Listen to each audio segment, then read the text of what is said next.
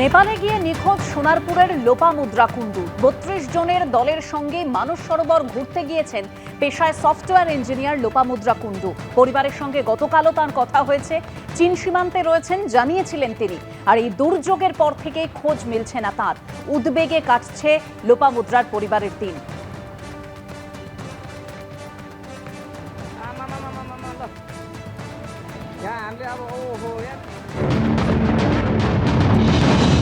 Last কথা হয়েছিল 21 কালকের আগের দিনকে আমার রাত্রিবেলা আমার সঙ্গে কথা হয়েছিল, আর মর্নিংয়ে ওর বাবার সঙ্গে কালকে কথা হয়েছিল। আচ্ছা, যে আমরা রেডি হচ্ছি, বেরিয়ে যাব।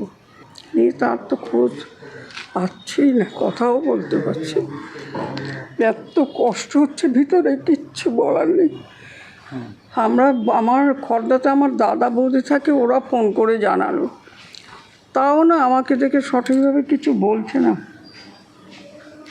বলে কি লোপার খবর পেলে আমাদের বললাম যে হ্যাঁ, ও তো রোজ সকালেই ফোন করে, আমার সঙ্গে রোজ সকালে কথা বলে। এর সঙ্গে লাস্ট কবে কথা হয়েছিল আপনার? গতকাল না, হ্যাঁ গতকাল সকালে কি কথা হয়েছিল?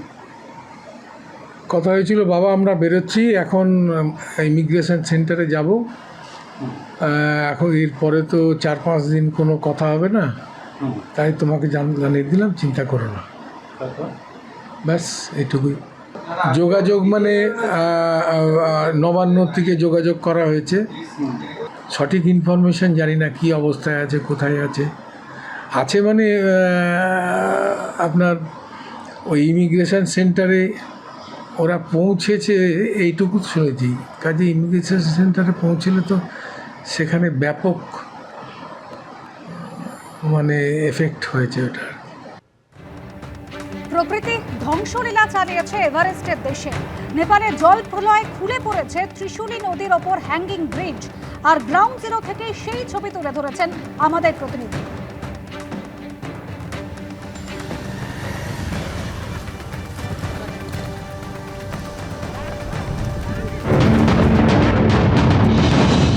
नेपाल में सैलाब को आए 24 घंटे से ज़्यादा का वक्त गुजर चुका है। सैलाब गुजर चुका है, लेकिन जो पीछे तबाही के निशान हैं वो बताते हैं कि उस वक्त सैलाब सामने जो आ रहा था उसको नीलता चला जा रहा था। आपको मैं वो त्रिशूल नदी दिखा रहा हूँ जिसमें ये सैलाब आया। देखिए यहाँ पर इस इलाके में कई सारे पुल बने हुए हैं, लेकिन पुलों की हालत क्या है। सामने एक ये हैंगिंग ब्रिज जिसको हम कह सकते हैं, लेकिन ये भी झूल चुका है। हैंगिंग ब्रिज वाकई में इस वक्त हैंगिंग ही नज़र आ रहा है, क्योंकि अब इसका कोई इस्तेमाल नहीं कर सकता। इतना ही नहीं, पीछे तो एक पक्का पुल था, उसकी हालत देखिए क्या हालत बनी हुई है। वो एक पक्का पुल जो कि आधा कहाँ गया किसी को पता ही नहीं है, आधा बह गया ना। यहाँ पर यहाँ कुछ स्थानीय लोग भी हैं। 1 मिनट, हाँ क्या कह रहे थे? आधा 2 स्लैब गया, इधर से 3 स्लैब गया, 3 स्लेब चला गया। हाँ। और नीचे का वो झोलुंग पुल था, अच्छा, वो भी ऐसे हालत कर दिया। और ऐसे नीचे एक वो झोलुंग पुल था, हाँ। वो भी गया। हैंगिंग ब्रिज की बात कर रहे हैं कि झोलू पुल, यानी कि वो जो झूलते हुए जो पुल हैं वो सब तो चले ही गए। झूलते हुए पुल छोड़िए ललित, वही जो हम लोग अभी तस्वीरें दिखा रहे हैं कि वो तो पक्का पुल था। पक्का पुल कहाँ गया किसी को पता नहीं है। पूरा पुल का अगर हम कहें कि जो 2/3 हिस्सा लगभग बह गया है तो कहना गलत नहीं होगा। 2/3 हिस्सा कहाँ गया कुछ नहीं पता, और इसी से अंदाजा लगता है कि कितनी भयावह ये जल प्रलय थी। इसके पीछे वहां पर देखिए कुछ हमको झोपड़ियां सी नजर आ रही हैं। बताया गया है कि वहां पर जो है क्रशर था, तो वहां पर लोग सुरक्षित बचे। सुरक्षित बचे। अच्छा, पहले ही भाग गए थे? पहले ही भाग गया, लेकिन जो मशीन थी वो सब वो पूरा गया, नदी में गया वो। और जब उस समय जो है जब पानी आया था, हमको तो लग रहा है कि पानी यहाँ तक ऊपर तक आ गया था। कहाँ तक आ गया था? ये नदी के लेवल से कम से कम 15 मीटर आ गया, हाइट आ गया ये पुल। हाँ, अच्छा, वो पुल पानी में चला गया। अच्छा, पीछे एक और पुल है, लेकिन वो पुल तो नजर ही नहीं आ रहा। बता रहे हैं कि वहां पर भी एक जो है झूला वाला पुल था, यानी कि हैंगिंग ब्रिज था, वो भी जो है वो तो नजर ही नहीं आ रहा है। वो पूरी तरीके से टूट करके पानी में समा चुका है। इधर का आदमी लोग बोल रहा है वो 20-25 हजार आदमी नहीं है, 20-25 हजार आदमी। वो गाँव नहीं है, ये डांडा पूरा गया है। जैसे ये सामने हमको एक गांव नजर आ रहा है, इसी तरह का गांव वहां पर भी था? ऐसा नहीं, वो उधर तो और ज्यादा घना था? हाँ, वो पहाड़ में है ना उधर, तो अच्छा। ऐसे समूह वाला नहीं है उधर। इधर तो वो पिसाने वाला मशीन भी था इधर, वो भी नहीं है। सैकड़ों लोग, जरूर कहा जा सकता है कि जिनका पता चल ही नहीं रहा है। और ऐसा ही एक उदाहरण देते हुए ये व्यक्ति, जिनका कहना है कि इनके रिश्तेदारी में लोग थे, 6 लोगों का परिवार, वो कहाँ है किसी को नहीं पता। सहयोगी कैमरा पर्सन ललित के साथ अंकित गुप्ता, एबीपी न्यूज, नेपाल। এখন জল শান্ত হলেও গতকাল যেভাবে তাণ্ডব চলেছে, একেবারে আমাদের প্রতিনিধি সেই ছবি তুলে ধরছিলেন। আশপাশের যা গ্রাম রয়েছে নিশ্চিহ্ন হয়ে গেছে, এখন পুরোটাই কাদা মাটির স্তূপে ঢাকা পড়ে গেছে। এখনো পর্যন্ত যা খবর, এই যে ভয়াবহ পরিস্থিতি, তাতে 207 জনের মৃত্যুর খবর পাওয়া যাচ্ছে, আহত হয়েছেন 73 জন। ঠিক যেরকম বলছিলাম আপনাদের, যে 3টি জেলায় প্রবল ক্ষয়ক্ষতি হয়েছে, বহু জেলায় ভেঙে গিয়েছে রাস্তা, যোগাযোগ ব্যবস্থা ব্যাহত। যে ভয়ঙ্কর পরিস্থিতি তৈরি হয়, যেখানে 45টা ব্রিজের মধ্যে 44টা ব্রিজই ভেঙে গেছে, যার ফলে বারবার যেরকম বলছিলাম যে যোগাযোগ ব্যবস্থা একেবারে বিচ্ছিন্ন হয়ে গেছে। এই ভয়াবহ দুর্যোগের পর খোঁজ মিলছে না নেপালের নিরাপত্তা বাহিনীর 911 জন কর্মীর।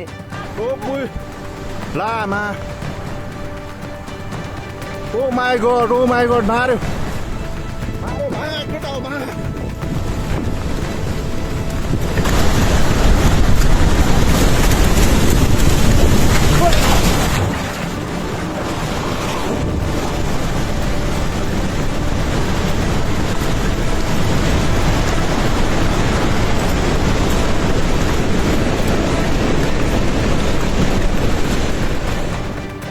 বহু মানুষ যারা নেপালে বেড়াতে গিয়েছিলেন নিখোঁজ। সার্ভে পার্কের বাসিন্দা স্বামী স্ত্রী মানুষ কুমার ঘোষ এবং দীপালি সরকার। মেয়ে থাকেন দিল্লিতে, পেশায় চিকিৎসক। দম্পতির সঙ্গে যোগাযোগ করতে না পেরে চিন্তায় তার মেয়ে এবং প্রতিবেশীরা।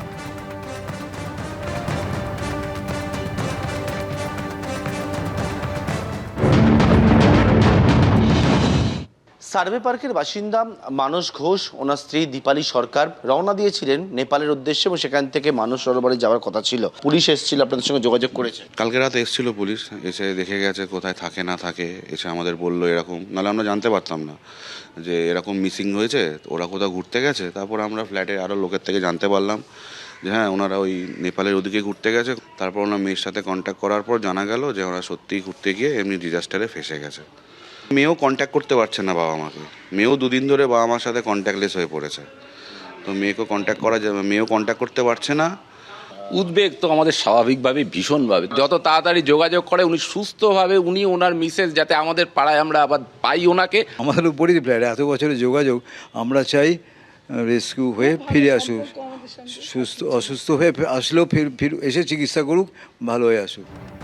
হরপাবানে বিপর্যস্ত নেপাল, এখনো পর্যন্ত একাধিক জনের খোঁজ পাওয়া যাচ্ছে না। যেরকম বেড়াতে গিয়ে নিখোঁজ হয়ে পড়েছেন অবসরপ্রাপ্ত শিক্ষক দম্পতি, নিখোঁজ পেশায় শিক্ষক স্বপন মণ্ডল ও তাঁর স্ত্রী মৌ মণ্ডল। 7 দিন আগে তারা নেপালে বেড়াতে যান, সেখান থেকে তাদের কৈলাসে যাওয়ার কথা ছিল, কিন্তু নেপালে প্রাকৃতিক দুর্যোগের পর থেকেই নিখোঁজ ওই দম্পতি।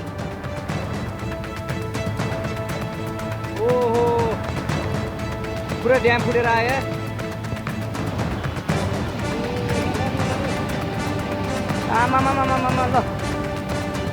অবসরপ্রাপ্ত শিক্ষক দম্পতি, পেশায় শিক্ষক স্বপন মণ্ডল ও তার স্ত্রী মৌ মণ্ডল, তাদের এখনো পর্যন্ত খোঁজ পাওয়া যাচ্ছে না। শেষ কবে তাদের সঙ্গে তাদের পরিবারের কথা হয়েছিল, কি বলছে তাদের পরিবার, একবার জানবো। আমাদের প্রতিনিধি সমীরণ পাল রয়েছেন আমাদের সঙ্গে। সমীরণ।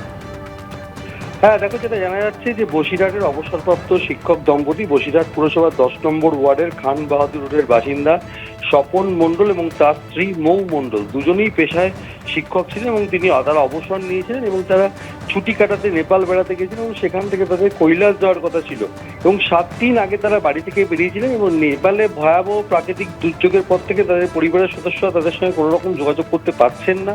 তাদের মোবাইল ফোন বন্ধ রয়েছে এবং যথেষ্ট উৎকণ্ঠার মধ্যে রয়েছেন এবং 7 দিন আগে তারা, যেটা জানা যাচ্ছে প্রতিবেশীদের সূত্র ধরে, 7 দিন আগে তারা নেপালের উদ্দেশ্যে বেরিয়েছিলেন এবং সেখানে পৌঁছানোর পর পরিবারের সদস্যরা তারপর থেকে গতকাল থেকে তাদের কোনো রকম কোনো খোঁজ পাচ্ছেন না। তাদের সেখান থেকে মানস সরোবর যাওয়ার কথা ছিল, কিন্তু তারা কোথায় রয়েছেন সে সম্পর্কে তাদের কাছে কোনো রকম কোনো খবর এসে পৌঁছয়নি। তার ফলে উৎকণ্ঠায় রয়েছে তার পরিবার এবং প্রতিবেশীরা। ধন্যবাদ সমীরণ। এবিপি আনন্দ, এগিয়ে থাকে, এগিয়ে রাখে।